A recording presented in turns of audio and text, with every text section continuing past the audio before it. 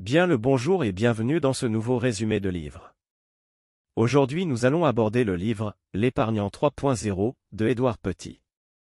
Introduction. Dans son livre « L'épargnant 3.0 », Édouard Petit présente une méthode d'investissement boursière passive qui consiste à investir en grande partie avec des ETF, Exchange Traded Funds. Son objectif est de suivre la performance du marché boursier en limitant le risque et en n'y consacrant qu'une minute par mois. Résumé du chapitre. Le chapitre 1 de L'épargnant 3.0 expose les principes fondamentaux de l'investissement passif et les avantages qu'il offre aux épargnants. Édouard Petit explique que l'investissement passif consiste à investir dans des fonds indiciels qui reproduisent la performance d'un indice boursier spécifique, tel que le CAC 40 ou le Dow Jones. Il souligne que cette approche permet aux épargnants de bénéficier de la croissance à long terme des marchés financiers, tout en minimisant les frais et en évitant les risques liés à la sélection individuelle des actions. L'auteur met également en évidence les résultats impressionnants obtenus par l'investissement passif au fil des années. Il mentionne que les études montrent que la plupart des gestionnaires de fonds actifs ne parviennent pas à battre régulièrement le marché sur le long terme. En revanche, les fonds indiciels offrent une performance stable et cohérente, ce qui en fait une option attrayante pour les épargnants soucieux de maximiser leur rendement tout en minimisant les risques. Conclusion. Le chapitre 1 de L'épargnant 3.0 offre un aperçu clair et concis de l'investissement passif et de ses avantages pour les épargnants. Édouard Petit met en évidence la simplicité et l'efficacité de cette approche, ainsi que sa capacité à générer des rendements solides sur le long terme. En adoptant une stratégie d'investissement passive, les épargnants peuvent espérer atteindre leurs objectifs financiers tout en minimisant les frais et les risques associés à l'investissement actif. Introduction. Dans le chapitre précédent, Édouard Petit a présenté les principes fondamentaux de l'investissement passif et les avantages qu'il offre aux épargnants. Dans ce chapitre, il approfondit davantage le sujet en abordant les différentes classes d'actifs dans lesquelles les épargnants peuvent investir.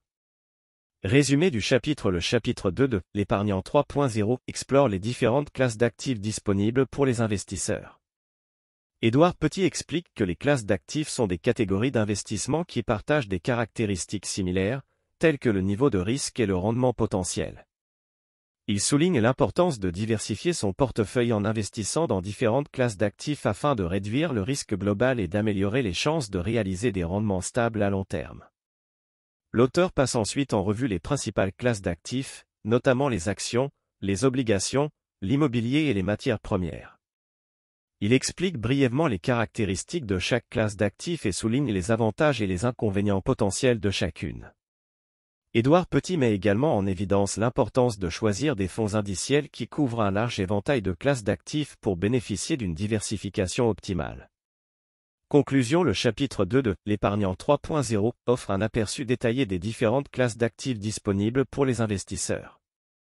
Édouard Petit met en évidence l'importance de la diversification et explique comment choisir des fonds indiciels qui offrent une exposition à un large éventail de classes d'actifs. En comprenant les caractéristiques et les avantages de chaque classe d'actifs, les épargnants peuvent prendre des décisions éclairées pour construire un portefeuille solide et équilibré. Introduction. Dans le chapitre précédent, Édouard Petit a présenté les principes fondamentaux de l'investissement passif et les avantages qu'il offre aux épargnants. Dans ce chapitre, il approfondit davantage le sujet en abordant les différentes classes d'actifs dans lesquelles les épargnants peuvent investir. Résumé du chapitre. Le chapitre 3 de L'épargnant 3.0 se concentre sur les indices boursiers et leur rôle dans l'investissement passif. Édouard Petit explique qu'un indice boursier est un indicateur qui suit la performance d'un ensemble de valeurs mobilières cotées en bourse, telles que les actions et les obligations. Il souligne que les indices boursiers permettent aux investisseurs de connaître la tendance générale du marché ou d'une partie spécifique du marché. L'auteur met en évidence l'importance de choisir les bons indices boursiers pour construire un portefeuille d'investissement solide.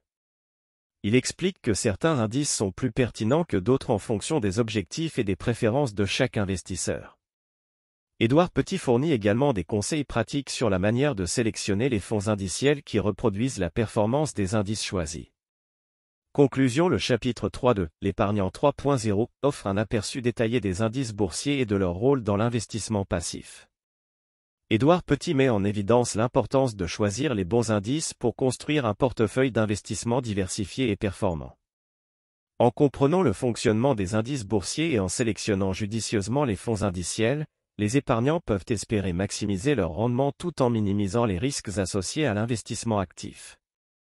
Introduction. Dans le chapitre précédent, Édouard Petit a présenté les principes fondamentaux de l'investissement passif et les avantages qu'il offre aux épargnants. Dans ce chapitre, il approfondit davantage le sujet en abordant les différentes classes d'actifs dans lesquelles les épargnants peuvent investir. Résumé du chapitre. Le chapitre 4 de l'épargnant 3.0 se concentre sur la gestion des risques dans l'investissement passif. Édouard Petit explique que la gestion des risques est un aspect essentiel de tout portefeuille d'investissement et qu'elle vise à minimiser les pertes potentielles tout en maximisant les rendements attendus. Il souligne que l'investissement passif offre une approche relativement sûre pour les épargnants, car il permet de réduire les risques liés à la sélection individuelle des actions. L'auteur passe en revue différentes stratégies de gestion des risques, notamment la diversification, la répartition d'actifs et la gestion des émotions. Il explique comment ces stratégies peuvent aider les épargnants à atténuer les fluctuations du marché et à maintenir un portefeuille équilibré et performant sur le long terme. Édouard Petit souligne également l'importance de rester discipliné et de ne pas céder aux émotions lorsqu'il s'agit de prendre des décisions d'investissement. Conclusion. Le chapitre 4 de l'épargnant 3.0 offre un aperçu détaillé de la gestion des risques dans l'investissement passif. Édouard Petit met en évidence l'importance de mettre en place une stratégie de gestion des risques solide pour minimiser les pertes potentielles et maximiser les rendements attendus. En comprenant les différentes stratégies de gestion des risques et en restant disciplinés, les épargnants peuvent espérer atteindre leurs objectifs financiers tout en minimisant les risques associés à l'investissement actif. Introduction. Dans ce chapitre, Édouard Petit explore les différentes stratégies d'investissement pour les épargnants souhaitant atteindre leurs objectifs financiers. Il met l'accent sur l'importance de la gestion passive et des ETF, Exchange Traded Funds, dans la construction d'un portefeuille d'investissement solide.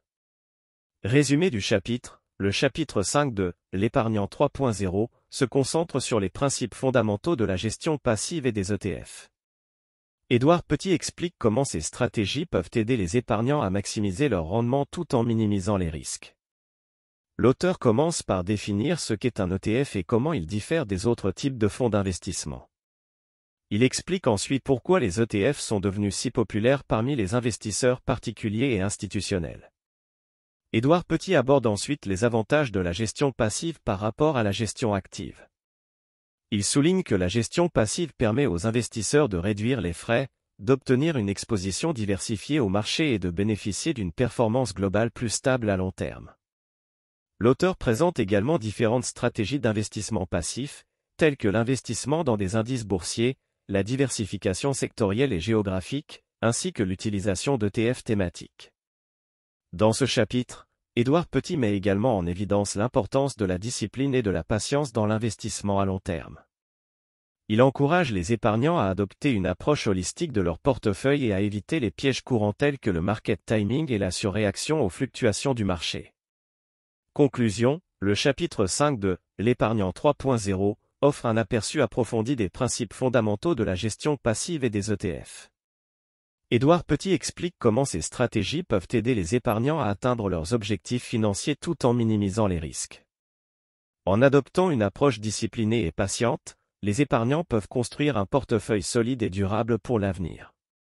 Introduction. Dans ce chapitre, Édouard Petit explore les différentes stratégies d'investissement pour les épargnants souhaitant atteindre leurs objectifs financiers. Il met l'accent sur l'importance de la diversification et de la gestion des risques dans la construction d'un portefeuille d'investissement solide. Résumé du chapitre. Le chapitre 6 de l'épargnant 3.0 se concentre sur les principes fondamentaux de la diversification et de la gestion des risques. Édouard Petit explique comment ces stratégies peuvent aider les épargnants à maximiser leur rendement tout en minimisant les risques. L'auteur commence par définir ce qu'est la diversification et pourquoi elle est essentielle pour les investisseurs. Il explique comment la diversification permet de répartir les risques entre différents actifs et classes d'actifs, ce qui peut réduire la volatilité globale d'un portefeuille.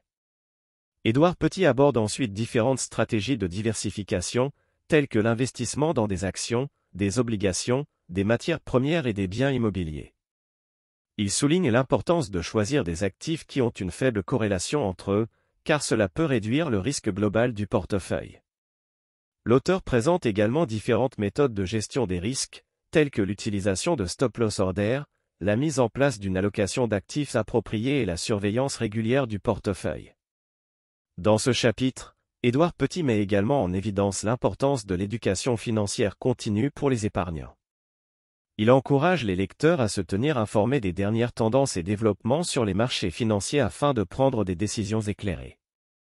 Conclusion, le chapitre 6 de L'épargnant 3.0 offre un aperçu approfondi des principes fondamentaux de la diversification et de la gestion des risques. Édouard Petit explique comment ces stratégies peuvent aider les épargnants à atteindre leurs objectifs financiers tout en minimisant les risques. En adoptant une approche disciplinée et bien informée, les épargnants peuvent construire un portefeuille solide et durable pour l'avenir. Introduction. Dans le chapitre 7 de L'épargnant 3.0, Édouard Petit explore les différentes stratégies pour investir dans les ETF, Exchange Traded Funds, et maximiser ses rendements financiers. Il met l'accent sur l'importance de la gestion passive et explique comment les ETF peuvent être utilisés pour diversifier son portefeuille et minimiser les risques. Résumé du chapitre. Dans ce chapitre, Édouard Petit présente les principaux avantages des ETF par rapport aux autres formes d'investissement. Il souligne que les ETF offrent une exposition diversifiée à un large éventail de titres, ce qui permet aux investisseurs de réduire leur exposition aux risques spécifiques à une entreprise ou à un secteur particulier. De plus, les ETF sont généralement moins coûteux que les fonds communs de placement traditionnels, ce qui en fait une option attrayante pour les investisseurs soucieux des coûts. Petit explique également comment choisir les bons ETF en fonction de ses objectifs financiers et de son profil de risque. Il recommande aux investisseurs de prendre en compte des facteurs tels que la taille de l'ETF, sa liquidité et ses frais avant de prendre une décision d'investissement. Enfin, l'auteur aborde la question de la gestion active versus la gestion passive. Il soutient que la gestion passive est souvent plus rentable à long terme en raison des frais réduits et de la performance globale des marchés financiers. Conclusion. Le chapitre 7 de L'épargnant 3.0 offre un aperçu approfondi des ETF et de leur rôle dans la gestion passive des investissements. Édouard Petit met en évidence les avantages des ETF en termes de diversification, de coûts réduits et de performance globale du marché. Ce chapitre constitue une ressource précieuse pour les investisseurs intéressés par les stratégies d'investissement passives. En conclusion, L'épargnant 3.0 est un livre incontournable pour ceux qui souhaitent adopter une approche passive de l'investissement et tirer parti des avantages offerts par les ETF. Édouard Petit partage ses connaissances et son expertise en gestion de patrimoine, offrant aux lecteurs une méthode claire et concise pour gérer leurs investissements d'eux. Ce livre est une ressource précieuse pour ceux qui cherchent à améliorer leurs compétences en matière d'investissement et à maximiser leur rendement financier. Si tu souhaites te procurer le livre, le lien est dans la description. Merci d'avoir suivi ce résumé et abonne-toi pour ne rien manquer.